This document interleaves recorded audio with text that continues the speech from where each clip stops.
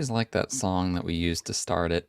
That's just the default one, but it sounds nice. But maybe Yeah. I'll come up with some other kind of song. Yeah, it's pretty good. Yeah. Hey, everybody. Pretty good for a default. Yeah, pretty good for default. So we are back with, I think, episode 9 now. Yeah, part 9.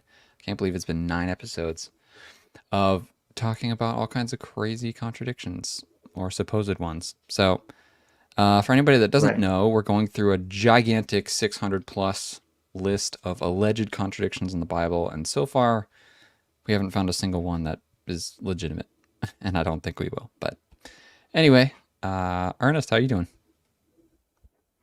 I'm good. I'm good. It's good to be back. Good to have you back. I think Leif is going to join us in a little bit, and maybe we'll have someone else. I'm not exactly sure, but yeah, I'm glad I'm not alone.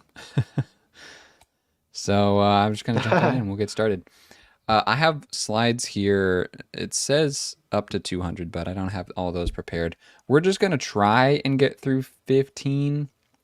We've usually been doing 10, but Leif and I figured out that we can like really dive into 10, and then the next 5, he doesn't even look at them, and I'll just present them to him, and he does his first impression reaction kind of thing. And that was actually pretty fun because 3 times in a row, he hit exactly on what the answer was to them. He did a really good job with that. So that's what we're going to try and do. I usually have this introduction at the beginning of most streams, and I'm just going to say this. If somebody alleges a contradiction in the Bible, all you need to do in response is show that it's possible that there is some kind of other answer to make the force of the contradiction just go away. Because the whole point is they'll say, this is the only answer. The only possible answer is that there's a contradiction here. But if you can show that there's other possible answers, and even that it's more reasonable that there's more reasonable to go with the other answers, then it negates the force of a contradiction. And just in time. What's up, Leif? Hold on. How you doing, man? Not too bad. Not too bad. You made it. You made it. I just got done saying we're going to try to go through 15 tonight, but we'll see what happens. We got 3 people, so we might end up talking more than just you and me, Leif, but we'll figure it out. So, number 101. What color was Jesus' robe? Matthew 27:28 says they stripped him and put a scarlet robe on him. And then Mark 15:17 says they dressed him in a purple robe, twisted together a crown of thorns, and set it on his head. So I know that scarlet isn't purple. So there's clearly a contradiction here, and we shouldn't trust the Bible at all, right, guys? Sure. What do you think?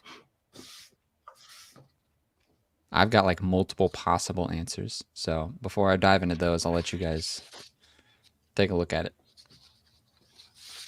I'm pulling stuff up because I Yeah, had I've got a couple zero things. preparation for this. Oh, that's fine. Well, what do you think then, just with your first reaction? You've been pretty good with first reactions so far. Well, pressure's on now. Let's go to the Greek. Putting you in the How hot about that? seat. Okay. The way you said that, maybe it doesn't work out like that. Well, spoiler alert, I don't think this is a glaring contradiction. Even though there's 2 different colors here in the English, I don't think it's a problem. What's the context of it? This is before they crucify him, when they're beating him and mocking him. They stripped him naked and put a cloak on him, or a robe on him. I just mean like the before and after each verse. Because I could look it up. Still pulling stuff up. Yeah. Uno momento, por favor. See, we're a bilingual channel now. Okay, so for Matthew, starting at 27. Then the governor's soldiers took Jesus into the praetorium and gathered the whole company around him. They stripped him and put a scarlet robe on him, and they twisted together a crown of thorns and set it on his head. And then Mark 15, 17, starting in 16 though. Then the soldiers led Jesus away into the palace, that is the praetorium, so same place, and called the whole company together. They dressed him in a purple robe, twisted together a crown of thorns, and set it on his head. So it's the same place. It's the same people. What's going on? Why does one say scarlet and one say purple? That's the question.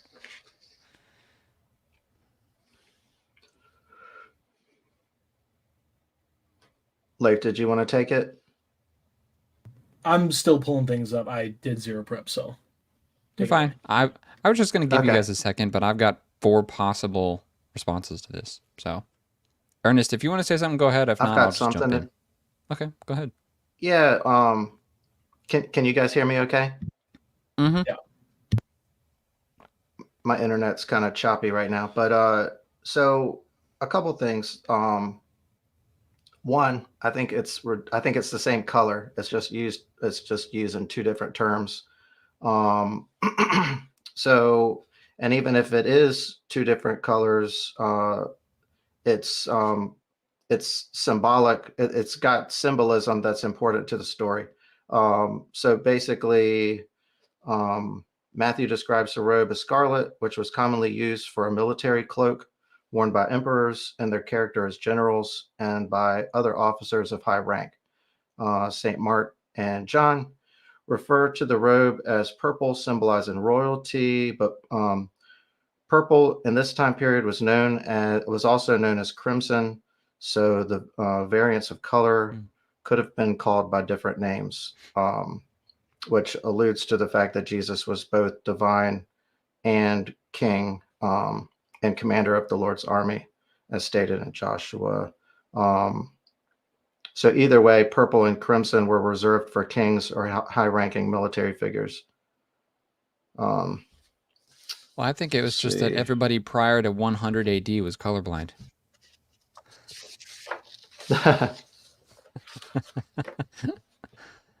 You touched on essentially what I was going to say too. But go ahead. Well, I was just going to say the color could have looked different to different witnesses too. I mean, if it was because it's not like dyeing of fabrics wasn't like it is today, where the color might not have been a real rich, saturated one color or the other. It could have appeared one way to one person, but was kind of faded, or in the light looked a little bit different to another person.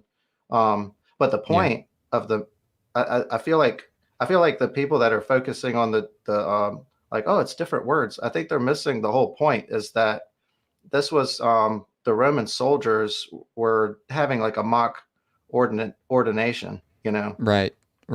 King of the and Jews that and fabric, right, and that fabric, whether it was, like our modern understanding of crimson or purple, the point of the matter is that fabric had a lot of value in that time period. So it was it was either taken from a high-ranking general or maybe who I mean, we don't know who it was taken from, but it could have been Pilate or person, Pilate or Herod or someone high-ranking. Mm-hmm. Yeah. I'd also like to point out well, actually, you pretty much said the things that I was going to say. Before I go into those, I'd like to point out, with this kind of discrepancy and with lots of other examples of these kinds of things that we find in the Bible, this is an example of something that can be used to show the faithful transmission of the documents over time. This is kind of a different subject about textual variants and transmission of the Bible and translations over time and all that kind of stuff. But if Christians were so concerned about, changing the documents to make it so that we have an airtight case and it's beyond any possible doubt or anything like that, we, at some point in the past, would have changed this so that these harmonize. But the discrepancy is left in the scriptures. Like, one says scarlet, one says purple. So what? That shows that despite the existence of something that kind of seems like a discrepancy or a difference, the Christians and the Jews faithfully transmitted it over time. And we left it in there because we trust that the document is inspired and we don't have to tweak it to make it inspired. So with that said, I have four possibilities for why one says scarlet and one says purple. And you touched on some of these already. The first one is each color was symbolic of some aspect of Jesus. So regardless of what the real color of the robe was, Matthew and Mark essentially changed the color in their writings to make a theological point. We don't know what those might be, but it's possible because scarlet and purple would have been expensive dyes that would have been used for kings, and robes are associated with kings, so, some kind of theological thing going on there. It could be that the robe was made of both scarlet and purple, and both Matthew and Mark just picked one of the colors because they weren't so concerned with every tiny little detail. Option 3 is the robe was faded scarlet and resembled purple. So Pilate may have put the robe on him that wasn't a brand new robe, but it was a faded one that he didn't really care about anymore. It's possible that it could look like both scarlet and purple. And then the last one, I don't really agree with this one, but it is possible at least that they put two different robes on him at two different times and just repeated the whole ritual of mocking him as a king. So the soldiers in the praetorium did it twice. That's another option there. All of them are at least possible. I would probably take the one that says it was faded scarlet and resembled purple. And like what you said, the way that they looked at scarlet and purple was probably not the way that we think of it now. Because we've got millions of colors that we can point out with, hex codes and say, hey, this is this exact shade and hue of this color. But that's kind of not how they viewed it in the ancient world. Things are a lot more nebulous, you could say. So, yeah, that's what I would probably go with. I also found a commentary that said that purple of the ancients was known as crimson. So the same color might easily be called by either name. Sure, that's possible. But the point is like, I've got a bag of rags that are crimson colored, but back then, back then that would have come off of somebody's body, that wouldn't have just been laying around because it would have, that the dye to make that was, worth expensive. Its weight in gold. So yeah. And if you the point is like, it was a precious. Go ahead. Oh, okay. No, I was just saying the point is like, I feel like pointing out the discrepancy is missing the whole point. Yes. Well, that's missing the whole point with just about all of these. Yeah, if you guys are, for whatever reason, really interested in this conversation about what the actual color was, I looked up a couple different sources for these and I put them in the description. So you should find it under the specific sources for number 101. So, but moving on, because we got to get through a whole bunch. Did Jesus forewarn the apostles of his death and resurrection? Mark 8:31 says, "Then he began to teach them that the Son of Man must suffer many things and be rejected by the elders, chief priests, and scribes, and that he must be killed and after 3 days rise again." And then that's put in contrast with John 20:9, which says, "For they still did not understand from the scripture that Jesus had to rise from the dead."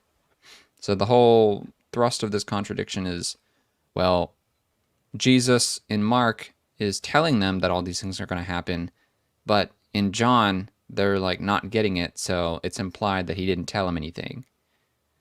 I have two sentences in response to this one, which is all that the verse in John 20 is saying is that they didn't understand. It doesn't say that Jesus never told them. You can't infer from that verse that Jesus never told them anything about it, especially because the other Gospels tell you that he told them. It just says that they didn't understand it. They didn't get it. the Jewish idea of the Messiah was that he was going to come and free them from the Romans. He was going to be a physical warrior-like Messiah that was going to liberate them right then. And Jesus totally flipped all that on its head. So it was hard for them to understand that kind of stuff. So yeah. If the disciples understood everything that Jesus said, the vast majority of things Jesus said would be unnecessary. Because it's like, oh, they already get it. You know? Yeah. Yeah. So. True. Also, Ernest, I just realized that you have found Ernest's shirt. Okay. That's nice. Looks good. I do. Thank you. Yeah, I love branding. And a lot of what I do on this channel is for my own entertainment. So the shirt just goes. You see, this is Christian arrogance. He's wearing his own shirt. I like to make stuff. What can I say? Yeah, it's on the like, you know, on YouTube you can do you can set up a store. Mm. So I don't suspect that anyone would ever buy a shirt with my name on it, but I thought that it would be fun. And I wanted to see what one would look like how the quality turned out. So yeah, so here it is. But I do have something for this one. So basically, if they would have understood fully what he was saying, then other people would have understood, and like the principalities would have understood, and then they wouldn't have crucified Jesus. So it was the intention was to be a mystery, you know. It was supposed to be kind of cryptic, and then and then after, like the what was it? So let's see. After the resurrection, the disciples had their minds supernaturally open to see a suffering Messiah. After Jesus had risen from the dead, he appeared to them and said, "These are my words that I spoke to you while I was still with you, that everything written about me in the law of Moses and the prophets and Psalms must be fulfilled." Then he opened their minds to understand the scriptures. So how anyone could read that they didn't understand and take that as they were not told is like, to me, I laughed when I saw it. I'm like, is this for real? Like, this is what they came with? This is so like pathetic. Uh-huh. Yeah, this is not the only one that's like this. So let's see what the next one is. But I mean, you'll get there soon. Okay, go ahead, hey, there it goes. There it goes. Oh no, Leif's camera is just giving him a hard time. Also, you're muted. Golly. No, I was eating some food. I didn't want y'all to be looking at me while I chow down some chicken Sammys. Ooh, nice. Is God the author of confusion? Anybody want to read this one? Yeah, I can do it. Genesis 11:7-9. Come, let us go down and confuse their language so that they will not understand one another's speech. So the Lord scattered them from there over the face of all the earth, and they stopped building the city. That is why it's called Babel, for there the Lord confused the language of the whole world. And from that place the Lord scattered them over the face of all the earth. And then 1 Corinthians, hey, give me a break. 1 Corinthians 14:33, for God is not a God of disorder, but of peace, as in all the churches of the saints. Take me to church. Anyway, so Genesis 11. God confused the languages of people. So obviously he's the author of confusion, right?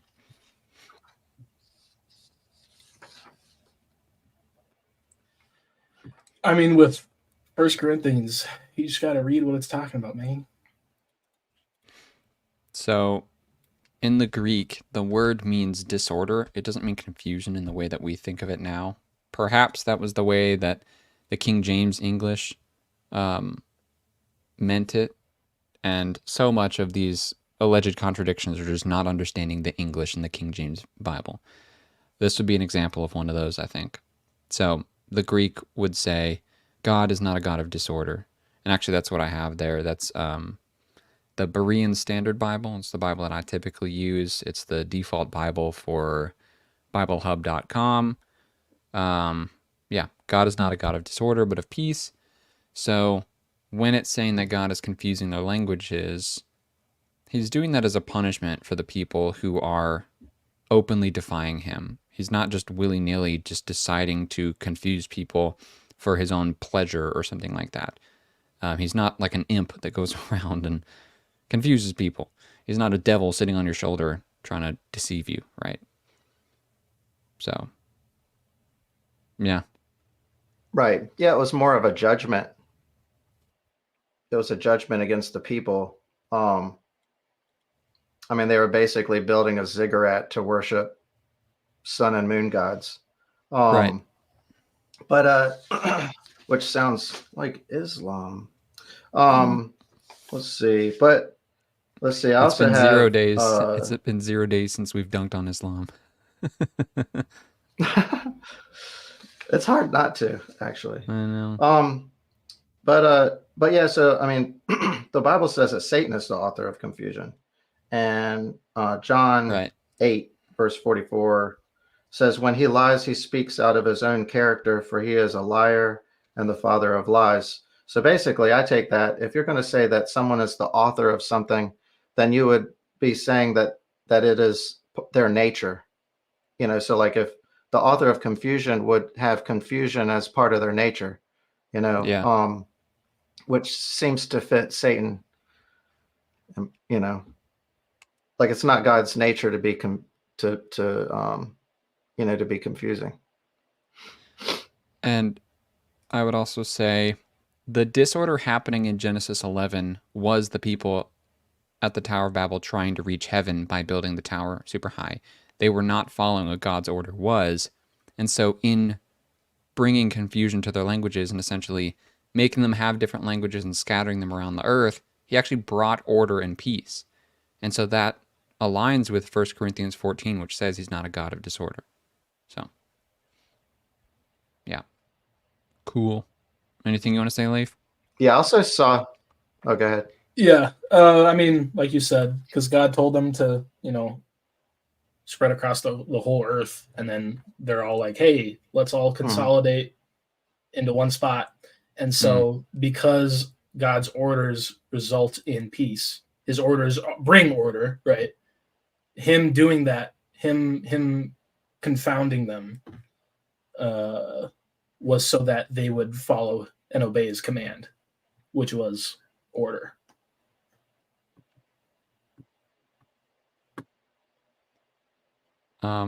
I'm now looking at Found Ernest's store on your channel. I'm looking at it. If you made a what do you call it? Like the button pins with the little pin on the back that you can put on clothes or whatever with your logo, I'd buy it. Right. I'm collecting those like I'm a middle schooler. So. But you got that's a coffee, cool. You got a coffee mug on there. I might buy your coffee mug. Yeah. Coffee I'll send mug you a plug. button. Oh, okay. Well, I was gonna buy it anyway, but whatever. Oh yeah, 104. I saw. Go ahead. Okay, go ahead. I saw something when I was looking into the Tower of Babel. I thought was interesting because it comes after the flood story, and lay it on us. and I thought it was interesting that that they were building a tower after there was a lot of water. That was almost like a form of defiance, like we're going to build something that is going to that your flood can't like something that your flood can't reach, kind of a thing. Like it seemed like an act of defiance.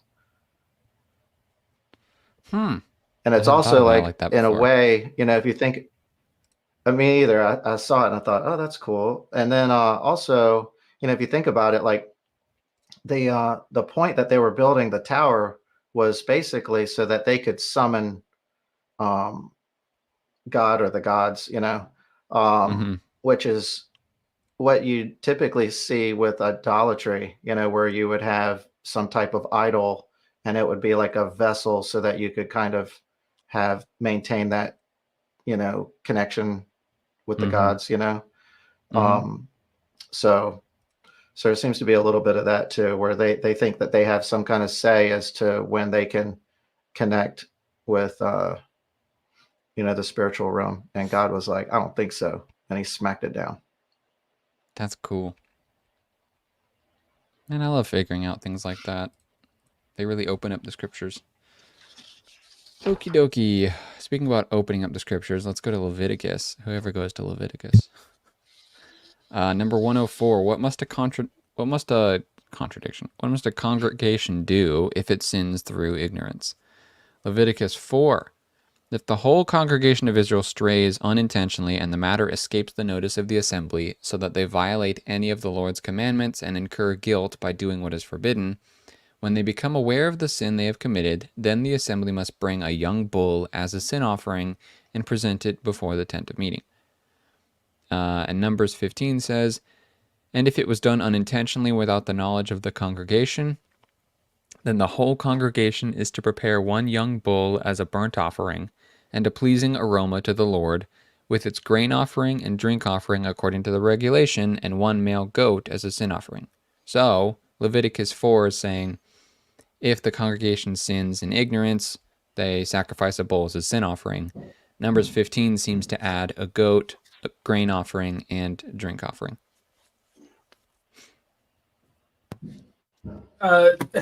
One's talking about the congregation, one's talking about an individual. Boom. There you go. Zero prep. Yeah. Numbers 15. Let's go to that real quick. Hey guys, I got to be right back. Sure, go ahead. Somebody's knocking. I'll be right back. It's Jesus. Open the door. Open up. Okay, so verses. Yeah, I'm gonna start in Numbers 15, like verse 23, real quick, or 22. 22 is the beginning of the paragraph. Now, if you stray unintentionally and do not obey all these commandments that the Lord has spoken to Moses, all that the Lord has commanded you through Moses from the day the Lord gave them, and continuing through the generations to come, and if it was done unintentionally without the knowledge of the congregation, then the whole congregation is to prepare one young bull. So, who is the you he's speaking at? Okay, so he's speaking to the Israelites, but it says, if you stray unintentionally, and then it says, if the congregation doesn't know about it. So it doesn't seem to be saying that the whole congregation sins, just that a person sins, and it's kept in secret, and the congregation doesn't know about it. So exactly what you said, Leif. Also, I'm interested in what the Hebrew says. I'm pulling up the interlinear right now. Okay. If you is in the singular rather than in like the third person kind of plural sense. You. But I mean, honestly, I don't even have to do that. Just read it. I've been going through the Naked Bible podcast by Michael Heiser, and they're going through Leviticus right now. It's like episodes, 60 and onwards. And, there's so much cool stuff in there. Like when it's talking about in Leviticus 4, the sin offering. So, we would see the sin offering through the modern lens of the atonement for sin at the cross.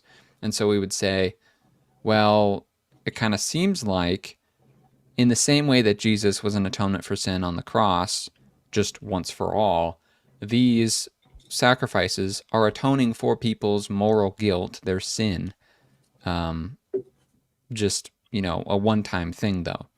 But Michael Heiser is making the case that that's not actually what it's saying, because instead of the word sin being the English word we use there, it should be something like, I think he said purification or decontamination offering. So in my Bible, for example, there's a footnote that says it could be called a purification offering, but Michael Heiser was just using the term decontamination, which is essentially saying this is stuff it's concerned more with being ritually clean in the holy place of God rather than atoning for some kind of moral guilt. And in fact, it can't refer specifically to moral guilt because this sin offering is brought for things that you can't be morally culpable for. Like, I think one of them was if you touch a dead body, then you have to, bring this offering forward.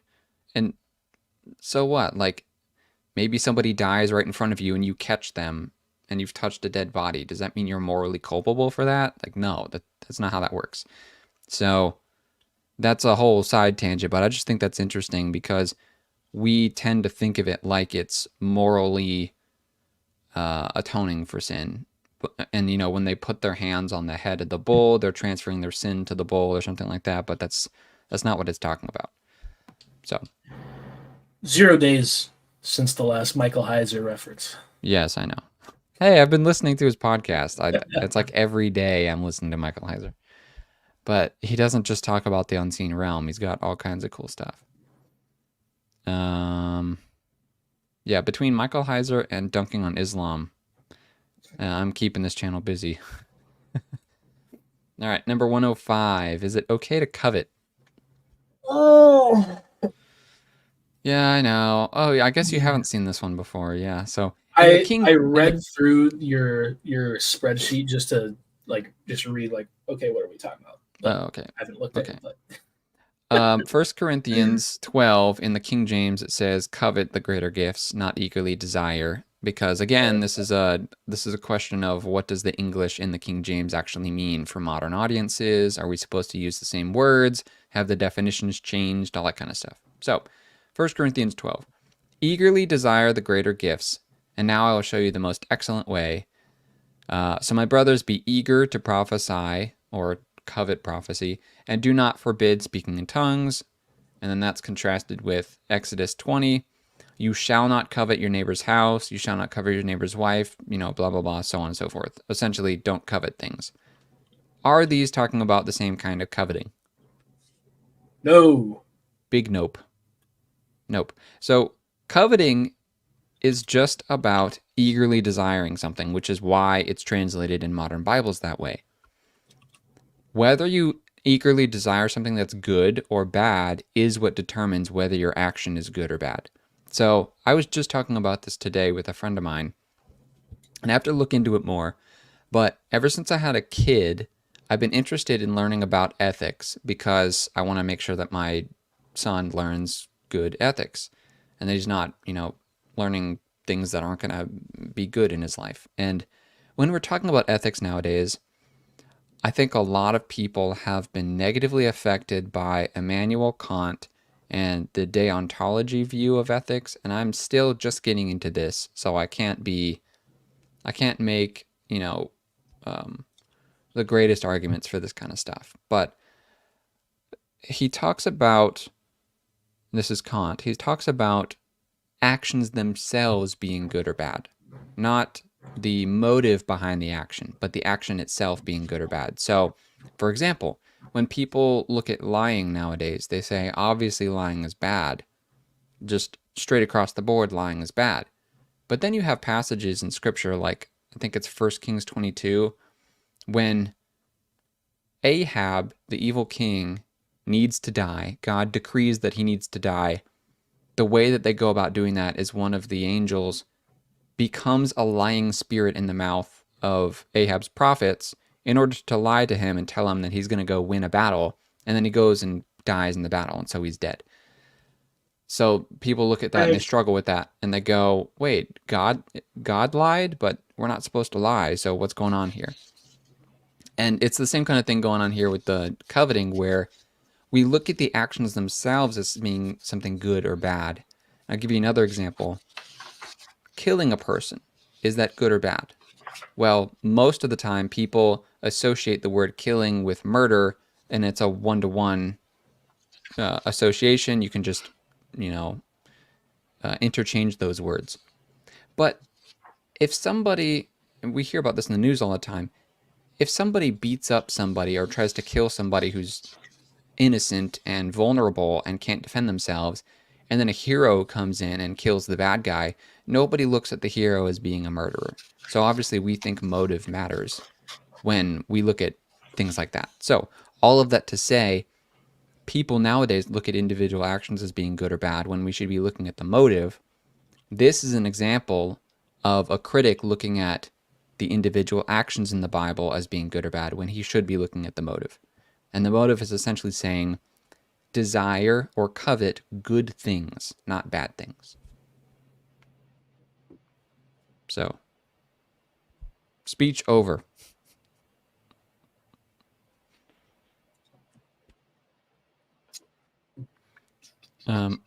Leif, you put your head in your hands when you first looked at this one. Why'd you do that? Well, I mean, at the end of the day, the skeptic, they're using the KJV. Again, nothing wrong with it, but there's going to be instances where it uses a word that means something completely different in today. It's like going by their logic, we're supposed to call God thou and thee, like we're not supposed to say he, we're supposed to say thou and thee.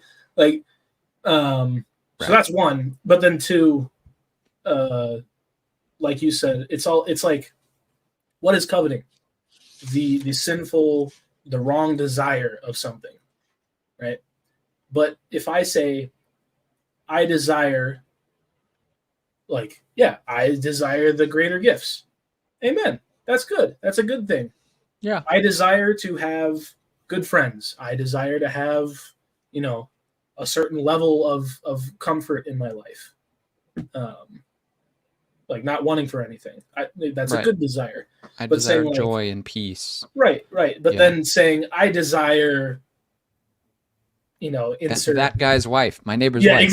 I want his wife. Like, whoa, hold up, no. Yeah. Time out, buddy. Time out.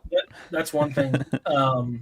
Also, I looking at the interlinear for both the New Testament and the Septuagint. The word used in the Greek in 1 Corinthians is, I'm going to butcher it, zelute. I'm guessing that's where zealot comes from, but it's earnestly desire. KJV says covet earnestly. But the word used in the Septuagint is, oh my goodness, it's not the same word. It doesn't give a pronunciation, but oof. Let's see if you're gonna put it in the chat. Well, I will do that, but I want to see how I pronounce this thing.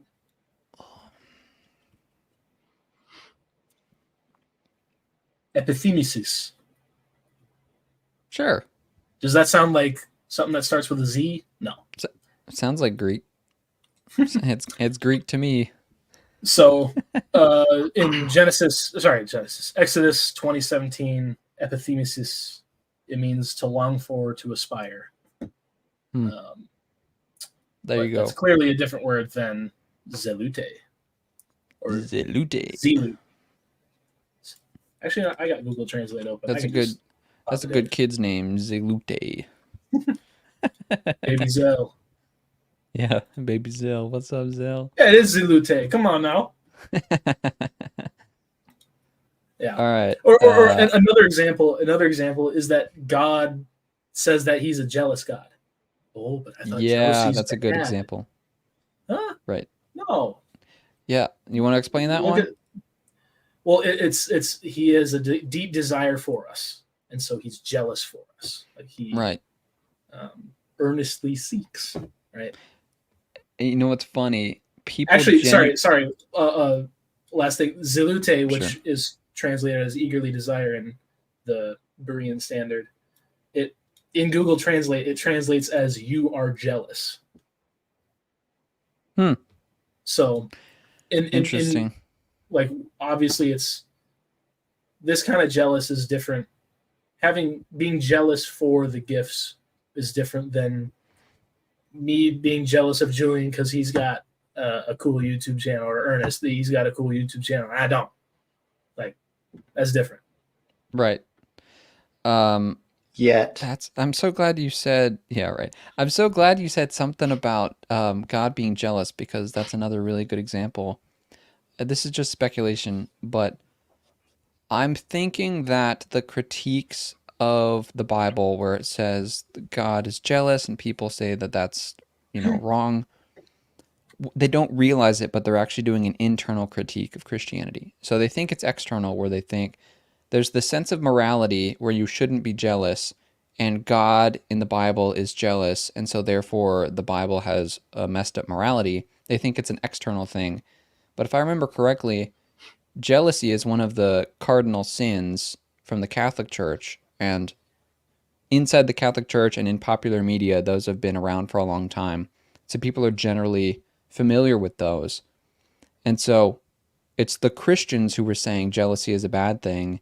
Then that gets transferred into the general culture, and then they point it back on the Bible to say that the Bible is wrong. But jealousy just means desiring something that, how should I say it? Desiring something that should belong to you. Maybe should is not the right word, but or thinking that something should belong to you. So when you are jealous of your neighbor's car or something like that, you want his car. You think it should belong to you. When God is jealous of our love, like it says in the Bible, he's a jealous God. He doesn't want us to worship other gods because our worship belongs to him. He is worthy of it. So therefore, it can be said that he is a jealous God, but it doesn't mean that he's trying to get something that doesn't belong to him, because he is worthy of it. I would not be worthy of my neighbor's car because it's not mine. But our love, our worship already belongs to God. So when we point it somewhere else, he is just for being a jealous God.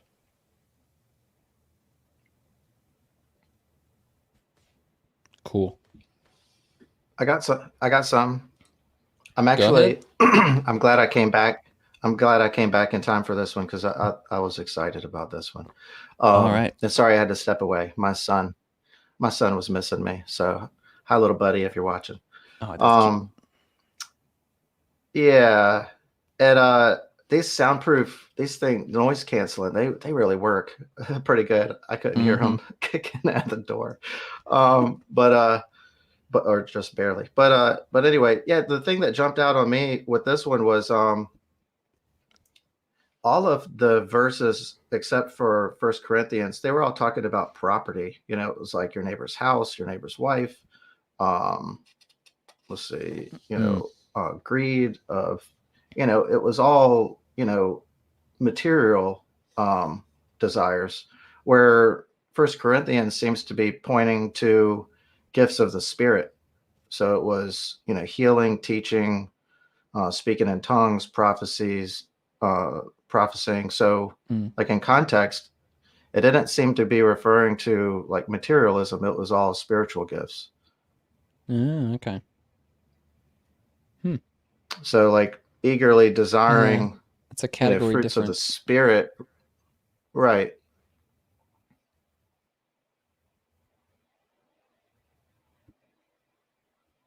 So that's what, came to mind when I saw it.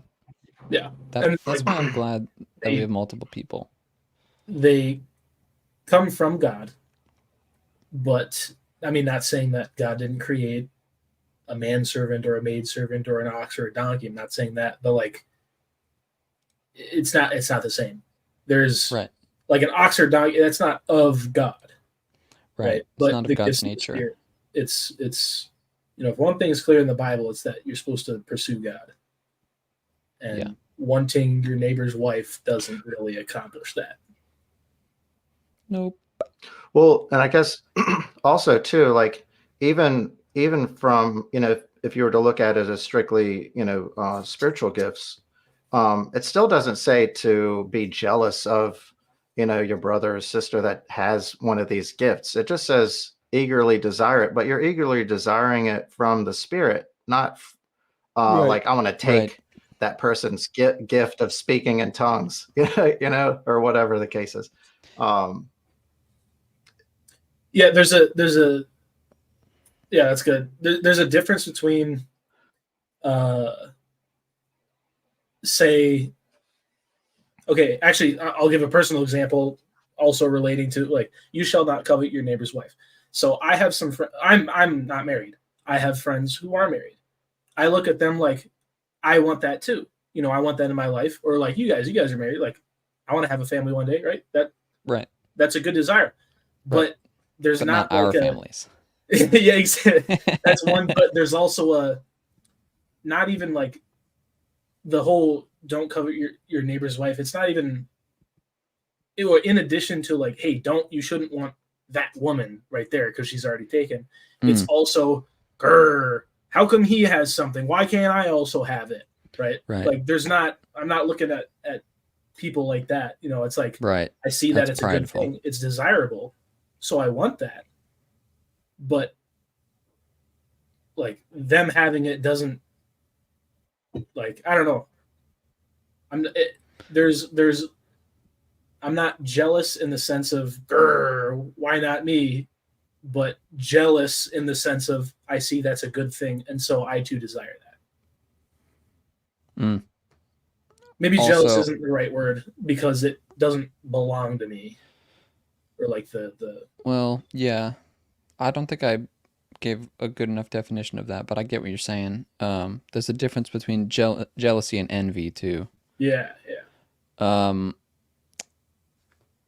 Yeah, uh, because covet doesn't yeah, necessarily mean like I like my neighbor's car. I want to get a car like that. It's like I like my neighbor's car. I'm gonna go take my neighbor's car. You know, right, right. isn't that And essentially what you could, coveting your neighbor's property is?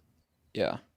Well, Also, side note, go ahead because I'm gonna change the Ernest, subject a little bit. I agree with you. It is like I'm gonna go take his car, but in addition to that, it's also like being prideful, saying, Yeah, "How come he has that and I don't? I also want that."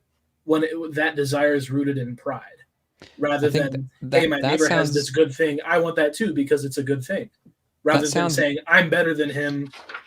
You know, how come he gets to have it? I like so yeah. it's in addition to that.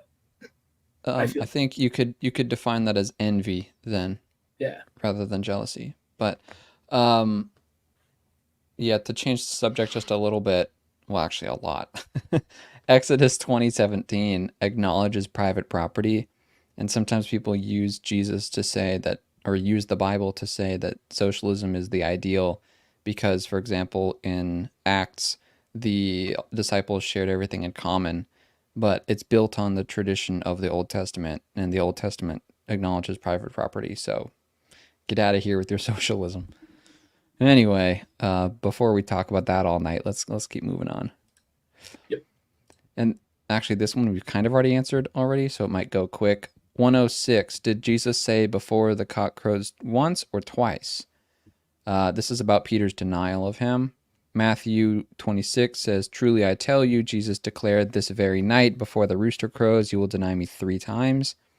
And then Mark 14:30 says, "Truly I tell you," Jesus replied, "this very night before the rooster crows twice, you will deny me 3 times." And we did already technically cover this because we covered Peter's denial in number 100, so the last one on the previous stream. If you guys want to go look at that, essentially the answer is Matthew 26 doesn't say before the rooster crows only once. It just says before it crows.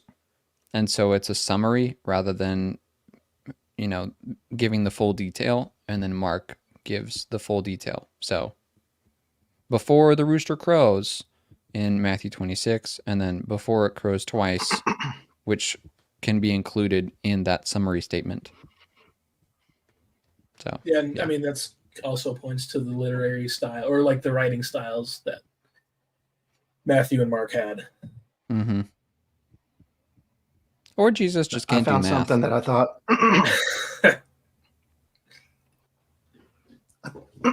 I found Hey, something I thought was really he cool about invented, he this. designed. Sorry,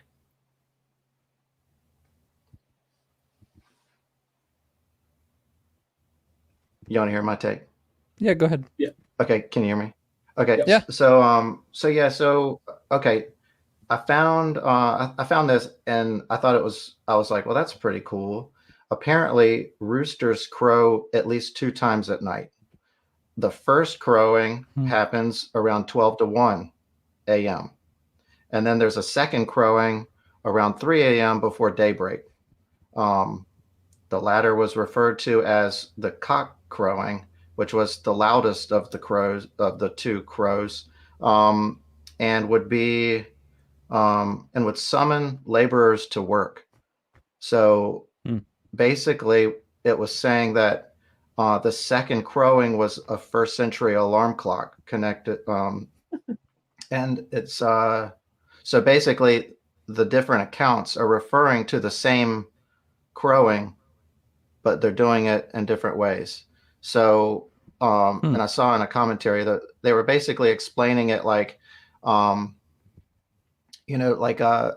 if someone wasn't familiar with basketball or sport, and it was like, well, how do you know when the game ends? They would say, well, at the end of the buzzer or whatever. But if they didn't know, if they knew the game, it's understood. Oh, it's at the buzzer in the fourth quarter. But if they didn't understand the game, you would be more specific and you would say it's after the fourth buzzer. So Right. I like that. in this time period, That's it would have been so it would have been understood in this time period. They're not talking about the first crowing. They're talking about the second crowing, because that was the one that signified that the end of the day. That's good. Also, I thought it was interesting too, like the metaphor of that second crowing signified when the work was to begin. Like Yeah. yeah. You know what I mean? Like as far as like building the church, like perspective. You know what I mean? Like it's time for you guys to get to work. Sweet. Number 107. Did Jesus ask God to save him from crucifixion? Matthew 26. At that time, Jesus went with his disciples to a place called Gethsemane, and he told them, "Sit here while I go over there and pray." And then later on, a second time he went away and prayed, "My Father, if this cup cannot pass unless I drink it, may your will be done." So he's seemingly accepting his fate. And then it's contrasted with John 12, which says, "Now my soul is troubled, and what shall I say? Father, save me from this hour? No, it is for this purpose that I have come for this hour." So I can't believe that this is an alleged contradiction. Yeah, this is a little ridiculous. Mm-hmm. I mean, clearly it says he's not God, right? That's what I got from it. Yeah. Yeah. Yeah. It's like his Matthew. soul is... He's not asking, "Hey, please don't let this happen to me." Right. He's not saying that. He is simultaneously saying he is in agreement with the Father to go through with this, which is important because God could not sacrifice an innocent person without his consent. That's important. The innocent person paying the debt for all mankind needed to give consent for it, and Jesus did. And then in John 12, sure, his soul is troubled because, surprise, surprise, he's fully human, and he worries about things. I wouldn't want to be crucified. What the heck? Right. But he actually, in that verse, he doesn't say, "Save me because I don't want to, I don't want to go through with it." He's actually denying that. He's saying, should I say, "Father, save me from this hour"? No, I'm going to do this. That's what he's essentially saying. I've come for this purpose. Yeah. So both of these are saying, "God, let your will be done." They're actually in agreement. Yeah. The first. Yeah. So it's really dumb. "My Father, if this cup cannot pass unless I drink it, may your will be done." It paraphrasing, in the Passion Translation, if you will, would be. Actually, I would want to see how they butcher it. All right, let me pull it up. But it just read it. It's saying like, if there's another, or if there isn't any other way, then let it be. That's not saying, "Please don't let this happen." No, it's saying, if this is the way, so be it. So. Oh goodness, I didn't realize the Passion Translation got endorsed by Bill Johnson. Oh yeah, no, all the heretics love it. All the false teachers love it. I wonder why. Yikes. Let's see, it's just real quick. I'm pulling this up. This is the Passion Translation website, endorsed by Bill Johnson, Bobby Houston, David Householder, Lou Engle, James W. Gall, John and Lisa Bevere, Patricia King, Heidi Baker, Banning Leibscher, and some more. Yeah, I'm kind of surprised that John Bevere likes it. I like a lot of his stuff, but that's kind of weird. Anyway, so the Passion Translation is, if I remember correctly, translated by one guy, and it's kind of like what he thinks the Bible should say about in purpose. He's one of. Sorry, I keep cutting you off. No, you're good. That's pretty much what I was gonna say. There's a good video from Mike Winger on it, and he goes over some passages that are just kooky. Yeah, the guy who did it, he doesn't know the languages. It's not an actual translation. He's just like paraphrasing stuff. He says the inspiration was that Jesus came to him in his bedroom and told him that the Bible needs to be translated again, which now that I think of it, now that you mentioned it, I did watch Mike Winger's video on it. And it's like there's a pattern between a lot of these, historically a lot of false teachers where they say, hey, Jesus came to me and told me I have to do this because our scripture's been corrupted. Right. And I have to be the guy. Now, this guy, he didn't rely on golden tablets or anything, reading in a hat, but it's still pretty kooky. That being said,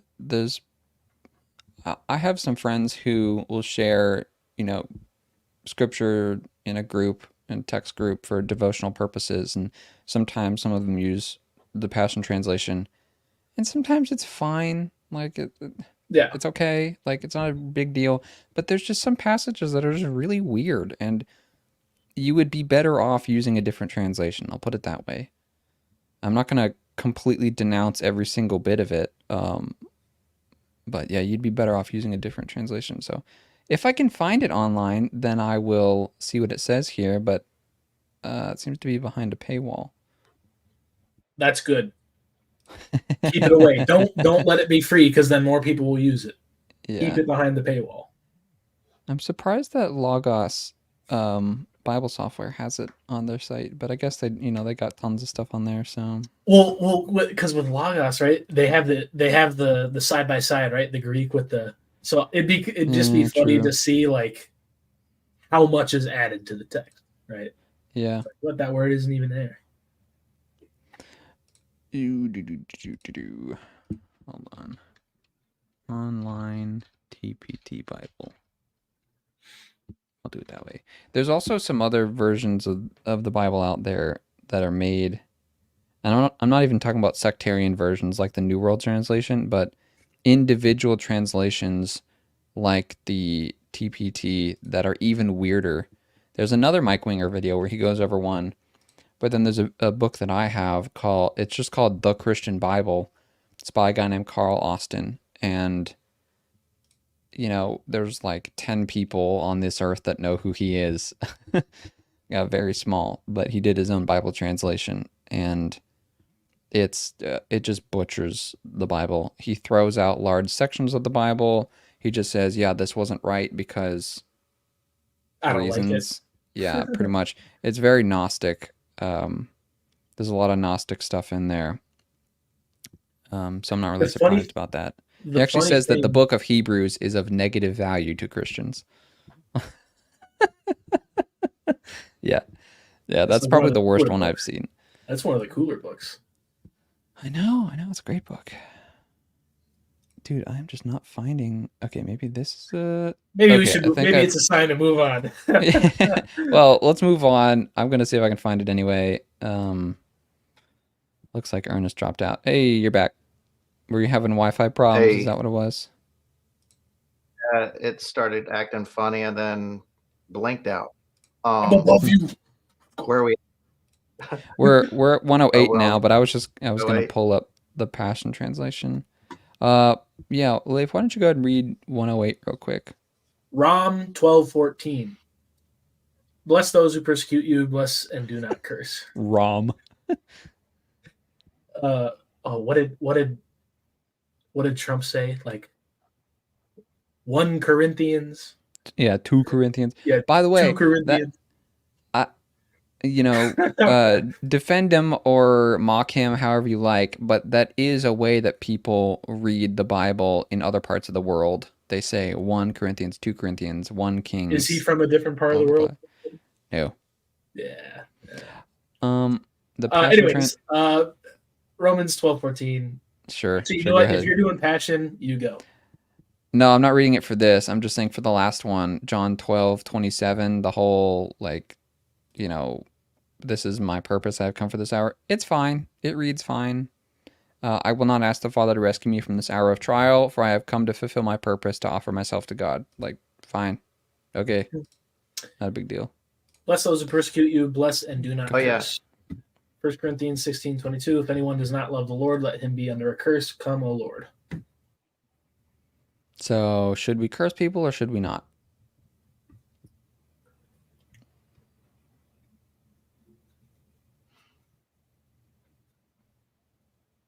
Nose goes. Somebody else go first.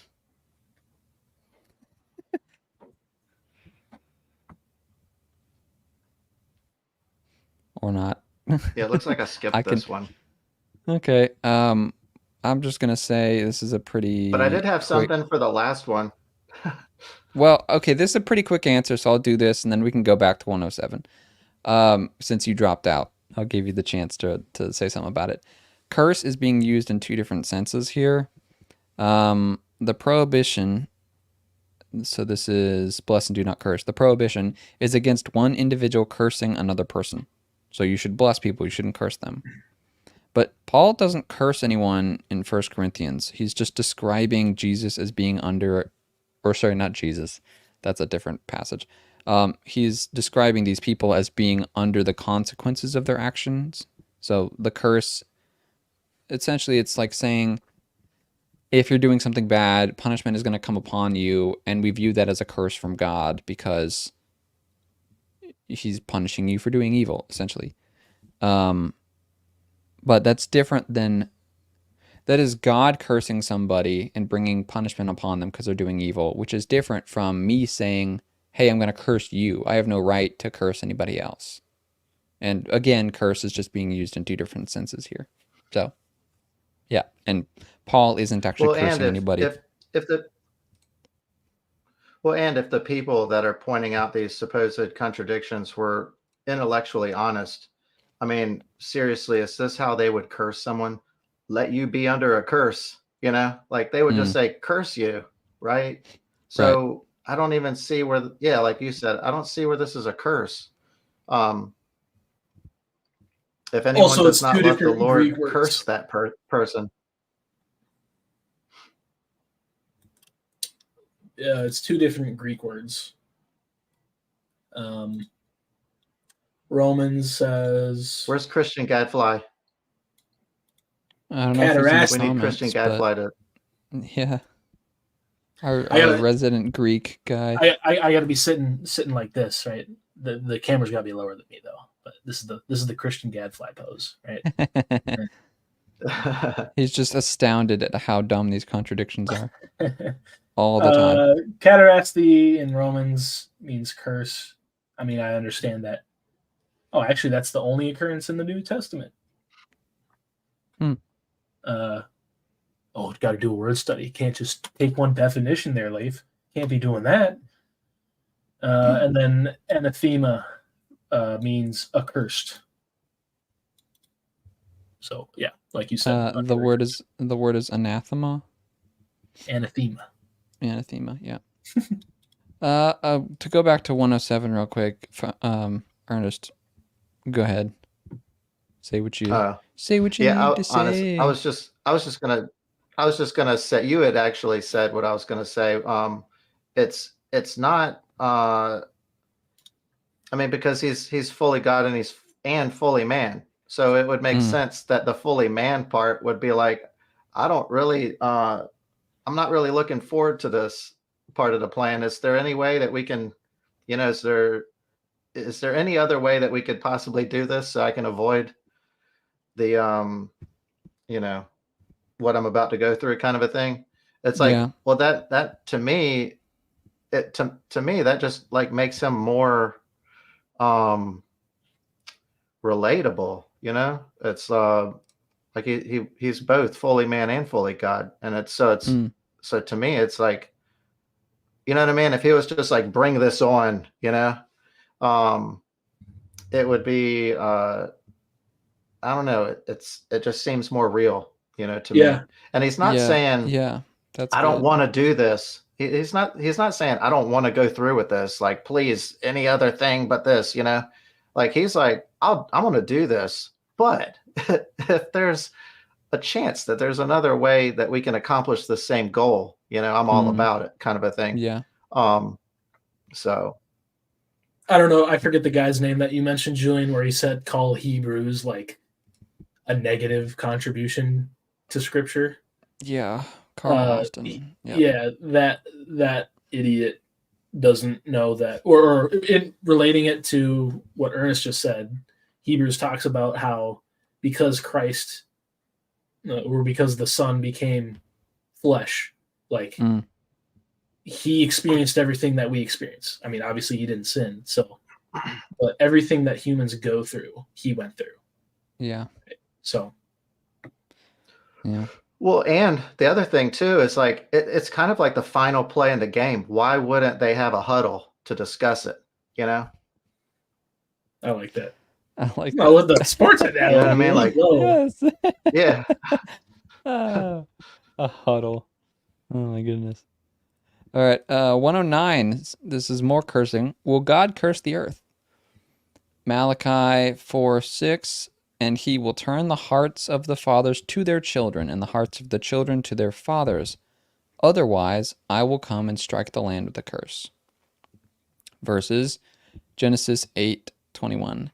When the Lord smelled the pleasing aroma, he said in his heart, Never again will I curse the ground because of man, even though every inclination of his heart is evil from his youth. And never again will I destroy all living creatures as I have done. Any takers?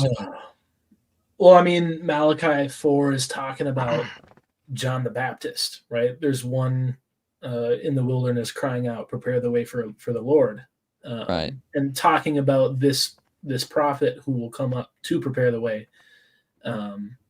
So he, reading the gospel accounts, we know that he is John the Baptist. So John the Baptist will turn the hearts of the fathers to their children, and the hearts of the children to their fathers. Otherwise, I will come down and strike the land with a curse. But guess what? That's what John did. He turned the hearts of the fathers to the children's, which avoided God coming and striking the land with a curse. That's a conditional prophecy. Yep. Oh, I wish critics of the Bible would understand conditional prophecy, because conditional prophecy says this thing is going to happen unless you change. So, for example, with Jonah, the Ninevites are going to be destroyed unless they repent. So Jonah, go and tell them. And Jonah went and told them. And you know what? Jonah wanted the city to be destroyed. He didn't expect that they'd repent. He thought, all right, this is happening. But what happened? They repented, and God did not bring the destruction upon them. So conditional prophecy says this prophecy will come to pass unless you fulfill a certain condition. And usually that condition is repent. And this would be an example of that. Turning the hearts is commonly associated with repenting anyway, so there you go. Turning the hearts of fathers to their children and children to their fathers, that is the condition. Otherwise, the land is going to be cursed. But it wasn't actually fulfilled because this condition was met. And actually, even... Go ahead. Sorry, go ahead. No, you're good. You're good. Even if you could say God cursed the land here, this isn't looking at cursing in the same sense, and it's not looking at God responding to man's actions in the same sense. So I'm not exactly sure what happened when God cursed the ground after Adam sinned. And I'm sure that there's some debate about that among the scholarship. I just haven't looked into it. But one of the things that came from that is that humanity would toil when working with agriculture. This wasn't something that was going to be easy anymore. So something significant happened when God cursed the ground then. And it's something that happened to the entire earth. It applies to all humans. It affects all humans. The thing going on in Malachi would probably be something that's local to, well, he's talking about Elijah there. So wherever Elijah was is probably a local thing going on where something's going to come down. And also, actually, I just thought of this just off the top of my head. He says he's going to strike the land with the curse. He probably doesn't mean the literal ground. When he's saying strike the land, he's like the kingdom. That's what the land means, you know? You know, the fairest maiden in the land is not the fairest maiden underground. She's the fairest maiden in the kingdom, right? In your fairy tale stories. Just don't cover her. Striking the land with the curse would probably be something like striking Israel with a curse, not striking the literal ground with a curse, which is what happened after Adam and Eve sinned. So even in that sense, you could say it's a category difference. Yeah, there you go. I just came up with one off the top of my head. Actually, my preparation for this, I mean, it wasn't specifically about this supposed contradiction, but the message at church this past Sunday was on John the Baptist. So, nice.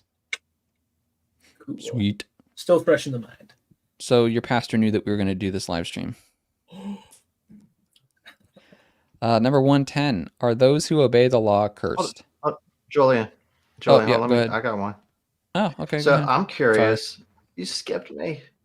Now I'm just. Yeah, that's the punishment for being on the bottom. Yeah. Right. Hey, that's where you were a minute ago. Well, I'm not anymore. Yeah, he's moving up, literally. Yeah. I'm gonna be up there soon. Yeah, so, here, let me drop out real quick. I know, right? No, don't do that. Don't do that. I don't want the responsibility. I'm curious if it's the same word actually, because in the ESV, it says, "I will come and strike the land with a decree of utter destruction." Mm. And then Genesis 8:21, it says, "Never again will I curse the ground." But it also had like a footnote that it said, "Never again will I dishonor the ground." So I'm wondering if the root word, I didn't look it up, but it could be that the root word is different. Could be. Because there's different ways, like the different translations have it different ways. So I'm just curious. Well, it may not actually be curse. Okay. Which now I'm curious. Which translation is this? This is still BSB. I just pulled them off the Bible Hub website, and I used their default translation. It was. But they are probably. Do they say on the website? Do they say what? Do they say on the website which translation they're using to pull these all of these? Well, if you go on Bible Hub, and you look up a specific verse, they'll pull it in like 30 different translations. But if you look up a passage and you don't specify which translation, they default to the BSB because they're either related to the people who published it or there's some kind of collaboration or something. So that's just the default one. I happen to have it in print and I like it. Think it's fine. So I just used them because that's the one. But the website, the website that the contradictions are coming from, though, do they say which I'm sorry, that website. Oh, they always pull from the King James.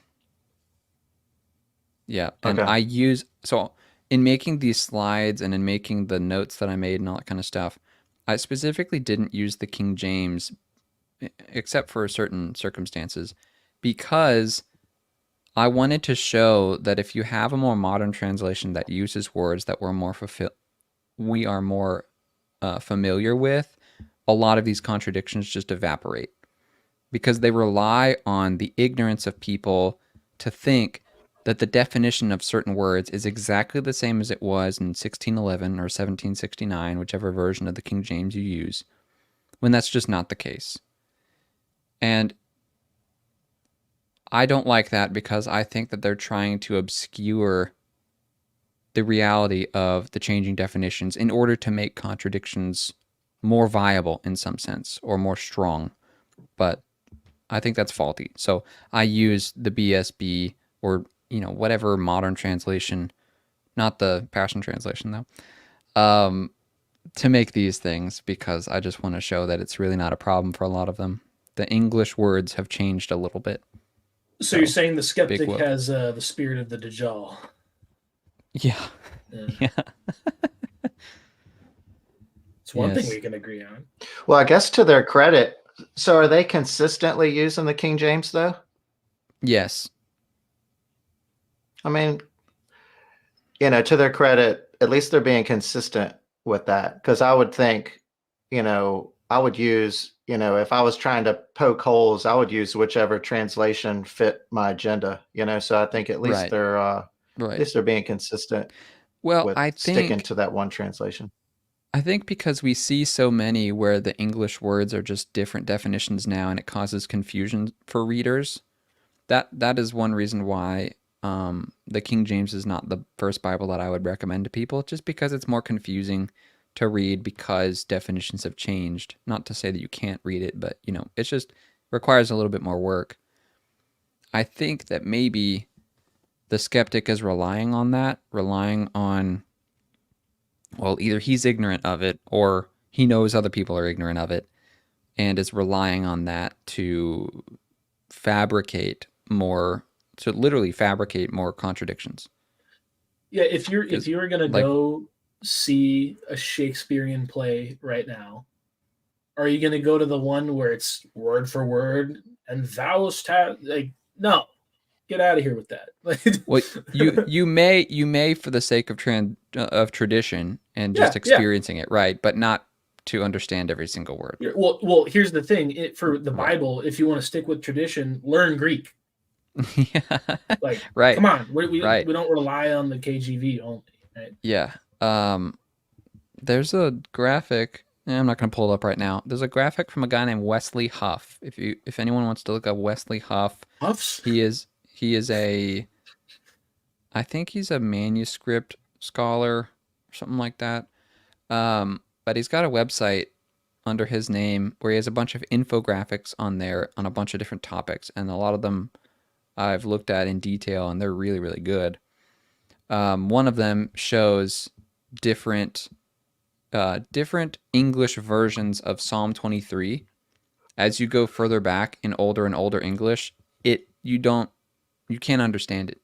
And actually, we may have gone over this in one of the earlier streams. I don't remember. But it sounds familiar where we pulled up like an old English. Is like, what is this? Yeah. Yeah, the Wycliffe Bible, for example, was one of the ones on there. So yeah, we may have gone over that already, but yeah, definitions change, languages change. That's why we have newer translations. It's not to invent new doctrines or anything like that. It's to make it readable for the new generation of people. And sometimes it is just to sell a new Bible, and I think that's unfortunate because Bibles do sell well. But, in 500 years, when everyone is just brain dead and stupid, maybe the Passion Translation will come in handy. Yeah. No, at that point we need the Gen Z Bible. Have you guys seen that? Oh no. There's a website. Somebody. Okay, this I will pull up. There's something sick and wrong about that. And Jesus said, "No cap." Like. So, somebody took the King James and translated it into Gen Z lingo. However, I've noticed if you pick a random passage and you just keep reading, the translation stops. So I think they just did enough to kind of like get the idea of it, and they didn't do the whole translation. What they translate whenever Jesus says, "Truly, truly, I say to you," like, I can't even lie. Like, yeah, no cap. What are they gonna I'm gonna go to John 1. I went to John 1:1 last time to show people this, so I'm gonna go to John 1 and show you that. What the heck? How do I get to there? Just because it's hilarious. It's a funny read. If you want another funny read, look up the Hawaiian Pidgin Bible, because Hawaiian Pidgin is like a mix of patois and some other languages, and it just sounds funny if you read it and regular American or British English. So let me share my screen real quick, just because this is funny. I didn't realize now they actually have the Gen Z and the King James side by side. Oh, this is funny. Gen Z Bible. So you just imagine you're like a college girl when you read this. So like when everything first started, there was the Word, and the Word was with God, and the Word was actually God. They should have He's said been literally. literally, The yeah, word was he's literally been there God. with God from the very start, you know. He totally created everything, like seriously. There you go. Nothing was made without him making it. He was full of life, and that life brought light to everyone. Let me go down because I'm pretty sure. Oh yeah, he came to his fam, Hey, but they didn't hold on vibe with him, before. Verse 20. Verse 20. and he straight up admitted it. No cap. He He didn't try straight to up. hide it, but straight He up said, straight "I up ain't the said, Christ." Oh yeah, this is Next my time I favorite. see a Jehovah Witness, Use this one. next Yeah. time I see a Jehovah Witness, I'm going to show them the oh. Gen Z because it says, and he was actually God, not Yeah. God's Yeah, right. Makes it really clear. or a God, a God. Yeah, No their cap. translation says, and The it was a God. funny thing is then they'll say like, oh, that's a bad translation. Is like, so what is the NWT? What is that a good translation then? Like Verse 18, real quick in the King James. No man hath seen God at any time. The only begotten Son, which is in the bosom of the Father, he has declared him. And then in the Gen Z, no cap. Nobody has ever clapped eyes on oh God. The man. one and only Son, chilling in the Father's crib, is the real deal who brought the scoop on him. The Jews were all up in his Was DMs. this like, This hurts. did somebody actually write this, or is this like AI Somebody. generated? Oh, that's a good question. I think somebody actually wrote it because you can click on these and they're like linked. I don't know where that's taking us. I hope that doesn't take us to a weird website, but that is a Yeah, you better be hyperlink. careful now. You don't know who actually made this. Yeah, Be a true. troll. But It's like yeah, I just think that's it's the so funny. Hebrew Israelite. It's the Hebrew Israelite translation. They just used the King James 1611 version, which is really hard to read. Anyway, back to our regularly scheduled program. Yeah, I don't talk King James English, so I don't understand why. I mean, it's beautiful, but I don't understand why would you want to add a level of difficulty in understanding the text? You know, like Actually, Some you know people what? look at Spanish it. Spanish is older than, or actually German is older than English. So I'm gonna learn German so I can read the Bible in German. Like, what sense does that make? To steel man the kind of extreme King James only view. Some of them view it as the King James Bible being the only inspired word of God. And I can't believe I've heard this before. There's a video floating out there of a pastor saying he only reads the King James Bible, and with the King James he can correct the Greek or the Hebrew. He can correct the Greek and the Hebrew. But wow. how'd you get the King James from the Greek? I know. From 5 manuscripts. I know. But that's not how they view it. It's like a weird, I don't know if it's an independent fundamentalist Baptist thing, IFB churches, if they're the ones that do it or not. I've also heard But things yeah, like, King James you know, onlyism is kind of strange. portions where it's like some of the earliest manuscripts don't include this portion, right? And it'll be like half a chapter's worth, right? I'm talking about some like is it Matthew where it's like some of the earliest manuscripts don't include this. No, it's long ending of Mark 16. Or is it Mark? 9. It's the long ending of Mark 16, 9 through 20. Some of the earliest manuscripts don't include it. The later ones do, and sometimes Bibles put them in brackets. Yeah, no, that's what I'm saying. That's what I'm referring to. Oh, so what about it? I'm saying I've heard KJV only people say, they point at that and say, see, this is Satan who's corrupted these Bibles and is sowing seeds of doubt in believers, and stay away from the ESV. I don't know. Yeah, I don't know what to do with that, man. That's a little extreme. I'm not going to spend my time trying to defend that. Yeah. I don't need to. Like, okay. Well, it was also written, or it was translated before the Dead Sea Scrolls also. So, Yeah. And not only that, it it kind of, to me, it sounds an awful lot about like the Arabic only Muslims, who like the Yeah. Quran can only be read Right. in Arabic. Right. It's like What's God funny is, can't translate his word. yeah, not to mention, Yeah. it's like, Yeah. so there's this one language that is unlike any other language, even though it being a Semitic language, and that uh, it's like you realize, or in regards to like them saying, after you have to read it in Arabic. It's like you realize it was Muslims who did the translations, right? So Yeah. Right. it's not like Christians like, hey, hey, hey. I don't know. Yeah. Anyways, Yeah. Anyway, for the sake of time, let's keep on And going. they're the most favorable. They're like the most favorable translations for an English Mm. audience also. If we're gonna try and hit 15, we'll see. I'm gonna have to speed it up because I want to try and keep it under 2 hours. Number 110 says, "Are those who obey the law cursed?" Again, this is probably like, hey, what do you mean by cursed? Galatians 3, "All who rely on works of the law are under a curse." Deuteronomy 27, "Cursed is he who does not put the words of this law into practice."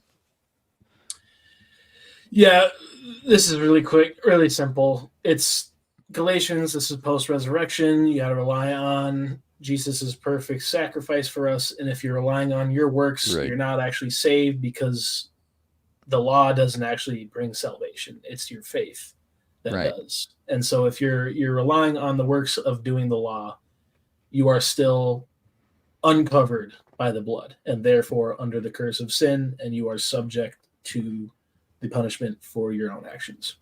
Right. Yeah. So So much of this would just be solved with a careful study of Hebrews.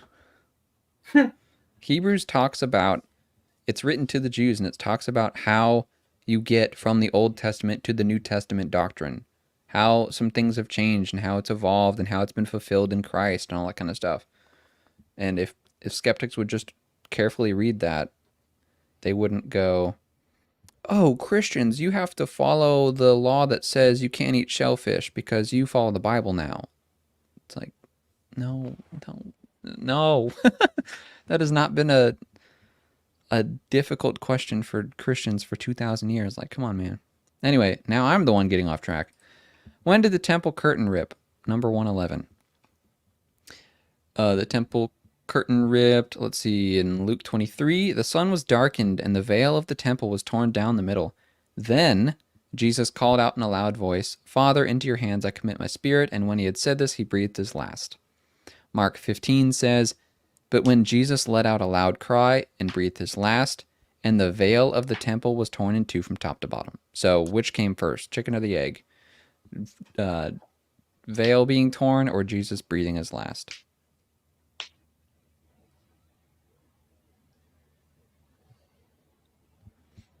This one kind of requires a little bit of Greek, so I don't expect you guys to like jump on it if you haven't looked at it yet.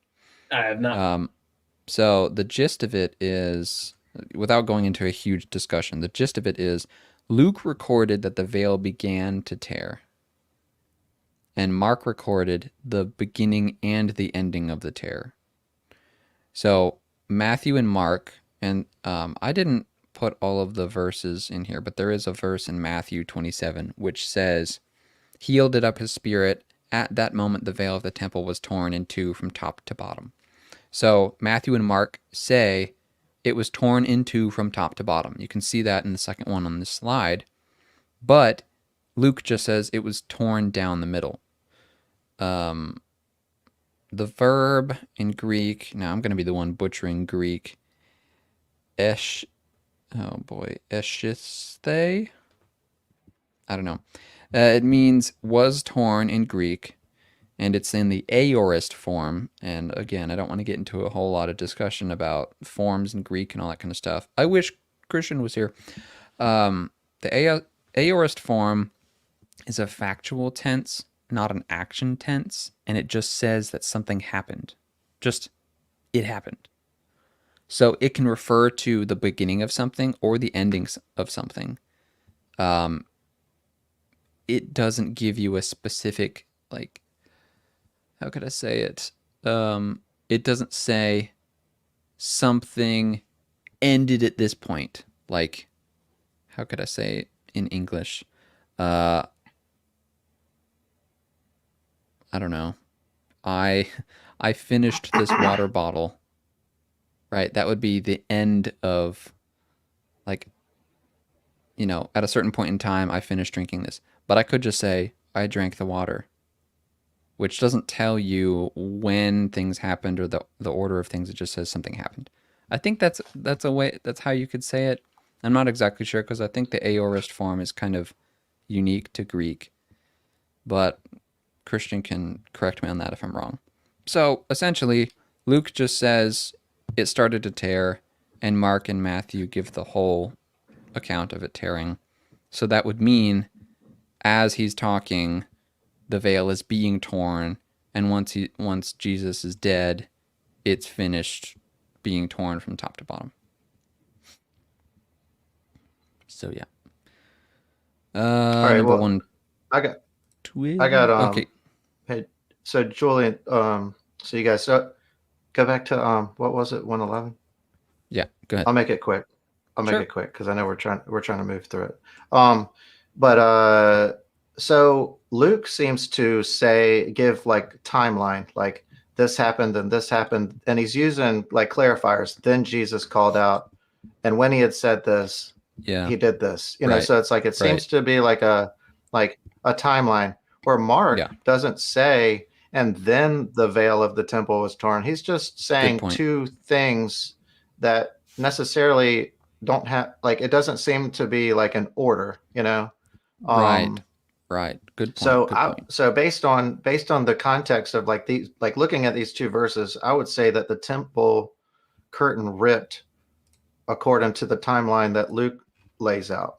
It looks like to me Mark doesn't specify an order of things. He's just saying this happened and this happened, but he's not saying and then this happened. You know what I'm saying? Yeah. The conjunction at the beginning of verse 38. See what I mean? Like, I see what you mean. In verse 38 of Mark 15, the conjunction at the beginning of that sentence is kai, and it can mean and, even, also, namely. It doesn't necessarily mean, actually, it doesn't mean and then. Right. So he's not saying it in the same way that Luke is. Yeah. But okay. Yeah, because Luke says, and when he had said this, or then Jesus called out. So like he's giving these clarifiers that give an order of things, where like Mark is just saying this happened and this happened, but he's not necessarily saying that they happened in that order. Right. He's just right. And wasn't this during an earthquake? Yes. That it happened after he died. Yeah. I mean, wasn't the earthquake what caused the curtain to tear? I don't know if it's what caused it, but it was like everything happened all at once. The sky darkened, the veil tore. They're at least related.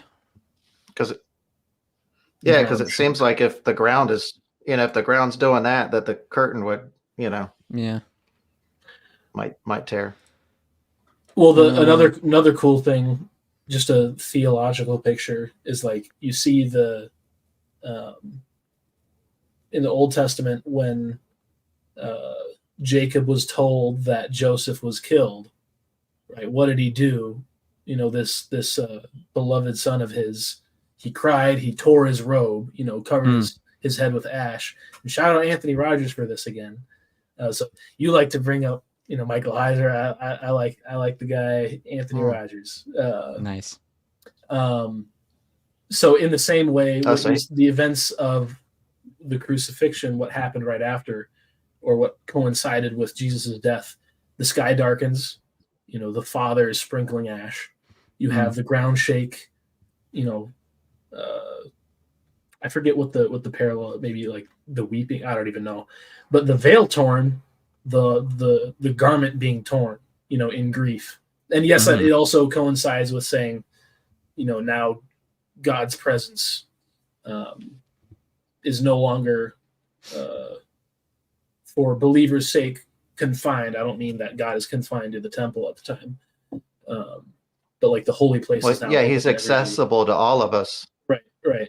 But it's Right. also Yeah, he's in addition he's to these other accessible. things that happened at the crucifixion. You look at what Jacob did when Joseph, or when the news of Joseph came to him.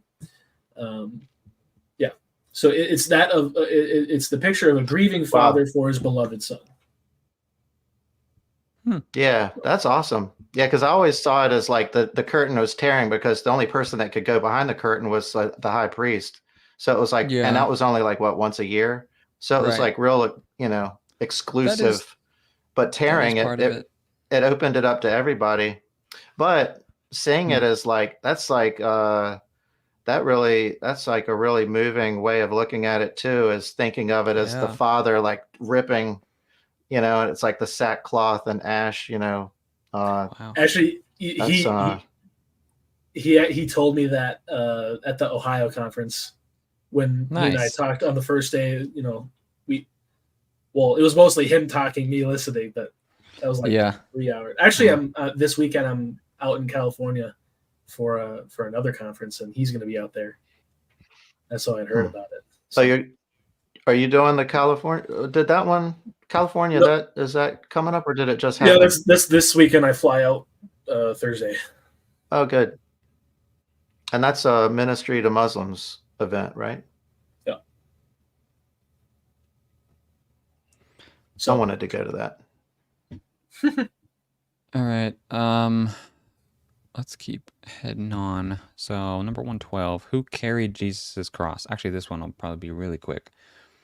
John 19, carrying his own cross, he went out to the place of the skull, which in Hebrew is called Golgotha.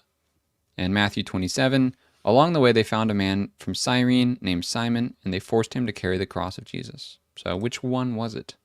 Yes. Yes, exactly. The Greek in John 19:17 indicates Jesus only bore the cross when he left Pilate. I think this has to do with the whole aorist verb tense again. Simon was brought in when Jesus was exhausted. I mean,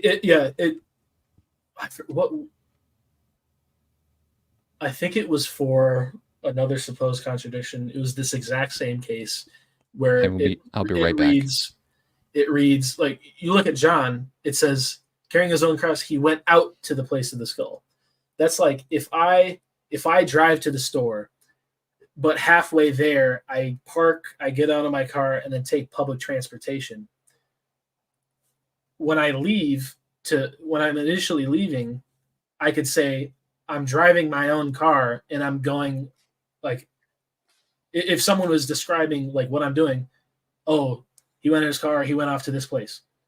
That's not saying he drove all the way there. He's saying he went to it. He's driving out there. So in the same way, Jesus is carrying his own cross. He's going to the place of the skull. It doesn't say he gets there. And then in Matthew, we get the supplementary detail that when he no longer could carry it, they forced someone else to. Yeah, I mean, this is I just can't understand how somebody could seriously think like, oh, I got him on this one. Like this is ridiculous, actually. And I think like to me, the focus on the verse in John is like that he's carrying his own cross, not someone else's. So I just don't get like a lot of these. I just don't get. Or like he went, like you said, like just because. Yeah, like you said, you're driving, someone else drives. That doesn't mean you didn't drive, or that you were lying if you said that you drove. I just don't. I don't get it. I can see the point how that they're making in John. If you read it and then don't think, how you can come to that conclusion. Right. I can get that. I can understand that. Oh, that's so true. Just turn off your brain. Just here. Turn off your brain for this next one too. 113. When was the city of Dan named? Yeah. Not another one of these. Genesis 14:14. And when Abram heard that his relative had been captured, he mobilized the 318 trained men born in his household, and they set out in pursuit as far as Dan.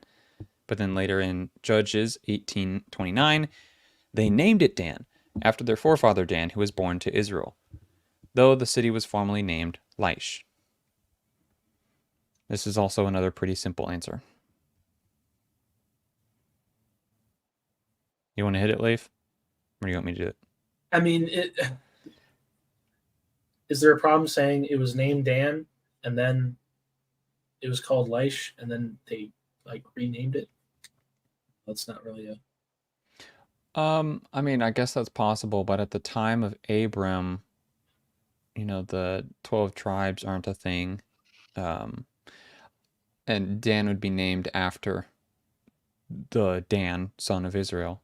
I would say that this is an anachronism where in Genesis, the writer is reading the name Dan back into Genesis for the sake of his readers, because they're not writing at the time of Abram. This is likely Moses writing, so that's a long time later. But the people that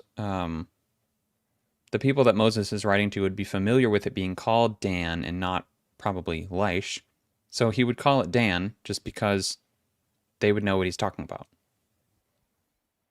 I was just thinking, like, how long after Genesis was Judges written?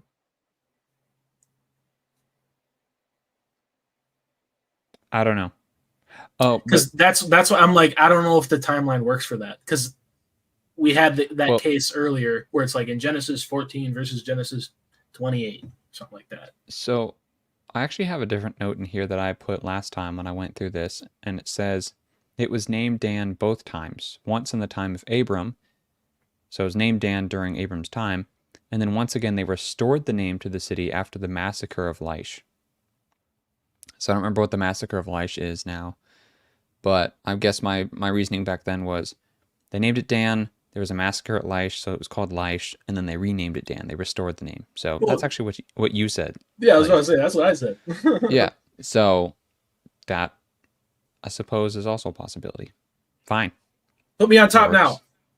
I tried to. I don't think I can because I'm the host. Sorry. Here, you know what? Wait, hold on. Wait, can you make me the host? Hey. Now you're the whole thing. Now it's just you. Got me looking all Good luck, buddy. All right. I don't think so this one looks like it's a big long one. It's actually really simple. I'm just gonna skip to the next slide because I have a picture of this that helps illustrate it. These are two different lists of the generations from David to the Babylonian captivity in First Chronicles and in Matthew, and there's one name that's different. Well, in in Matthew, there's some names that are missing, but that's actually not the important thing for this. I think the important thing is, where is it? Where's the name change? Sorry. Oh no, I'm sorry. I was mixing it up with a different one where David's son. That actually might be the next one. Jumping Jehoshaphat. Yeah, I'm jumping all over the place. Oh yeah, jumping Jehoshaphat. That's funny. So these two lists, if you put them side by side, it's like, hey, what's going on? Why are there missing names? Why are some people called slightly different things? What's going on? I have several potential harmonizations for this. Yeah, clearly, in the case of Ahaziah, Joash, and Amaziah, during that time, you could also write their name as just a hyphen, and we knew what they were talking about. Yeah, right. Would it be a case of the lineage saying, like, people of note? Because we know that... Hold on a second. There's a big noise. I gotta go check it out. I'll be right back. So he doesn't have... you guys keep talking. Headphones.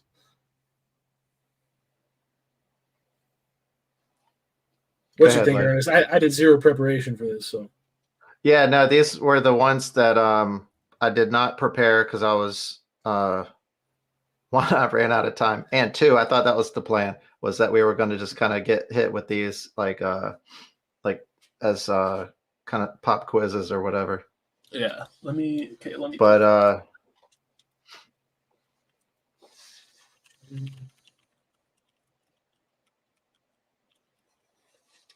But this complicated probably shouldn't be a pop quiz. Huh? If it requires a table, I probably should Look into have it. done some research. Yeah. Well, yeah, whatever. I'll just go through my stuff real quick. I'm gonna have to go in a little bit because my wife just got home. Let's see. 3 generations are omitted after Joram because of his sin of killing his brothers. Thus, 3 generations were possibly forbidden from being written down. They weren't registered in the temple, so they wouldn't have been included in Matthew's time. Sorry if you can hear my baby screaming in the background. He doesn't want to go to sleep. Number 2, scriptural tradition allows for compressing genealogies. If you want to compare 1 Chronicles 6 and Ezra 7, that's another example of that. And that would be used to indicate the most important people. So Matthew's indicating the most important people and leaving out those that aren't so important. And then Matthew, this is the third one. Matthew compressed his translation for the mnemonic device of having 14 generations. You know, he has 14 generations from Adam to, what is it? Adam to Moses, Moses to David, David to Babylon, Babylon to Jesus. Is that how it goes? So he has this mnemonic device for whatever reason and compresses the genealogies for that purpose. That's another option.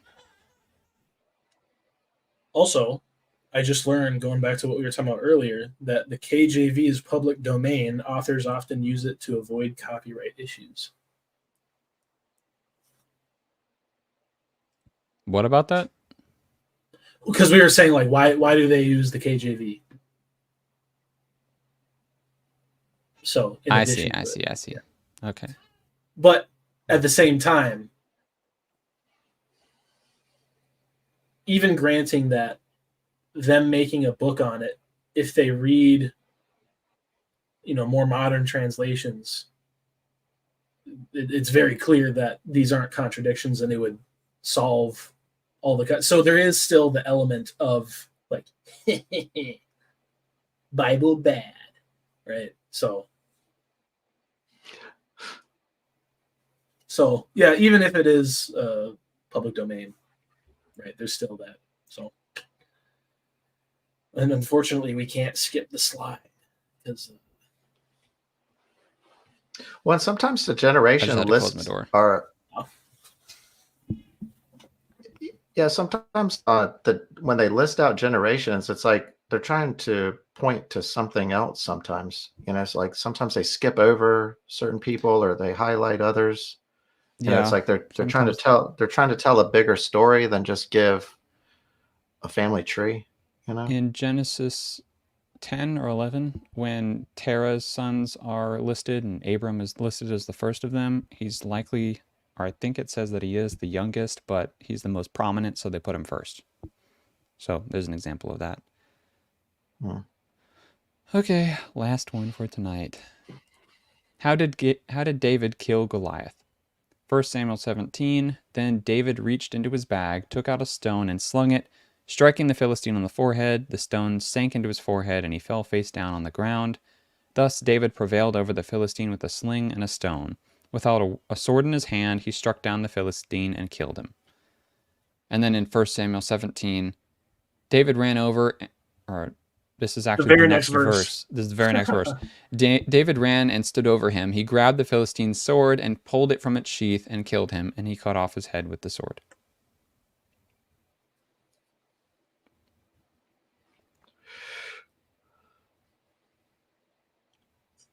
So if you just read these 2 verses back to back, I have a little, not really a chart, but a summary of the events that just happened. If you read them back to back, as the skeptic did, then you find a contradiction where it says, David prevailed, then he struck Goliath down, then he killed him, then he ran over and grabbed his sword and killed him.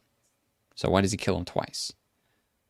But a harmonization of this is to say that verses 49 and 50 are pretty much a summary of it, and verse 51 just gives some more detail. It's just clarification as to exactly how he killed him. You could say, like, I don't know. I'm trying to make up an analogy on the spot that would get the point across. It's like in the act of fighting Goliath, David killed him. But then here's how, in more detail, he actually killed him. So. Right.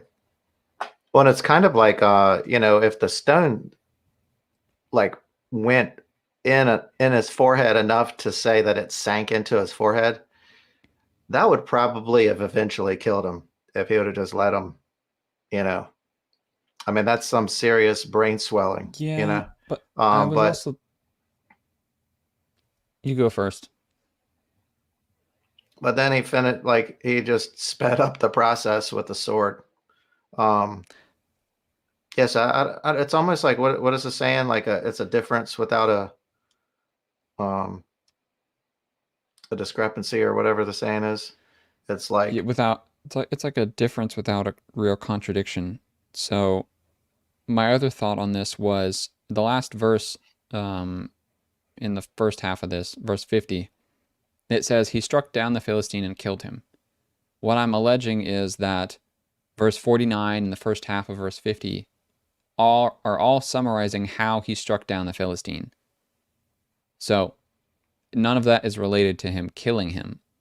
Then verse 51 shows how he killed him. So he prevailed over him with a sling and a stone, and without a sword in his hand, he struck him down. So now the Philistine Goliath is on the floor. And then he killed him by going over, grabbing his sword, and cutting off his head. But the stone could have killed him too. If right, it's like it's like if it's sunk into his forehead, he might exactly. He probably didn't have to use the sword. I mean, it would have probably taken a little while for him to die from a stone into his face, but sure. But yeah, enough to sink, because it's not like they specifically used the word sank into his forehead. It's not like the stone hit him in the forehead, because then it would seem like, well, maybe he just got knocked out or whatever, knocked unconscious, and then David took advantage of the situation and finished him off. But a stone sinking into your forehead, that's your skull, So yeah, both that'd probably do he it. could have, it's almost like, it seems like both could have definitely having your head removed from your body, that killed him. But you just reminded me of something. Probably did it too. You reminded me of something. This is another way, there's another kind of category of alleged contradictions that people bring up against the Bible, where they say it's either this or that. But the answer is no, it's both and. It's not either or, it's both and. So the contradiction is he either killed him with the stone or he killed him with the sword. But we're saying he killed him with both the sword and the stone. Yeah. Oh, you know what? And something just hit me that let's see, I hope I don't say it wrong, but it's the unseen realm. So Michael Heiser, he talks about the the Nakash, the serpent. So so he talks about the Nakash, and it's described like the word, the Hebrew word, it has other connotations, and one of them is being like bronze or like shiny, shiny bronze, kind of iridescent, and those types of things were related to some type of like deity, and so I always thought it was interesting, and he may have made the connection to Goliath's armor, how it talks about it's like bronze, but it's like plated, like overlapping plates, and it always made me think of a serpent, like the skin of the scales on a serpent, and so it was interesting too that he's got like so it's David versus this Nephilim or whatever that's got the armor of a bronze serpent, which ties back to the Nakash in the garden. So you've got like God's chosen warrior versus like this the evil serpent's chosen warrior, and they're battling this thing out. But then that's cool. But then also Like, so David, he went to the king, and the king was like, "Here, put this. Here's my armor. Here. Put this on. Take this." And David was like, "No, I'm good." So it's like, so David put on like the armor of God, but it wasn't the armor of the current king. He refused that, and he went into battle with it was just him and God. And the sling. But then, so it's interesting. It hit me too. Like, so he decapitated it. Well, how do you kill a snake? You cut off its head. So I just thought that was kind of cool. I Yeah. never really thought about it like that before. You know what's That is funny? cool. You know what's funny about this? The KJV in regards to verse 50 says, "So David prevailed over the Philistine with a sling and a stone, and smote the Philistine and slew him." Nice. So Based. yeah, I mean, yeah. So I guess wait, Julian, was that something that you pulled up, or are you pulling that off this? Yeah. Oh no, that was just me pulling the other thing off. If you want to share something, you can. I have to go in a minute or two, but I like that used smote and slew in the same sentence. Actually, disregard what I was saying. I don't even know what I was trying to say. Okay. Oh, come on. It's about that time. You're off to a good start though. Nah. With that, then I do have to go. But thank you guys for joining me. Yes. Thanks for having us. Everybody watching, for joining us. I think 15 was pretty good. Like, we got through them. I had to rush a little bit at the end, but I think that was all right. We didn't like We blabbed just on skip about passion translation. Yeah, true. That's true. Hey, but yeah, I like talking with you guys because we get talking about all kinds of cool stuff. So that's totally fine. Everybody go buy stuff from Ernest's store. There you go. All right. I will, Lord willing, unless there's some explicit reason, then I'll see you guys Tuesday. Like, I don't think I am gonna have to miss next week's stream. So until next Tuesday, guys. Sounds good. I will see you then. Peace.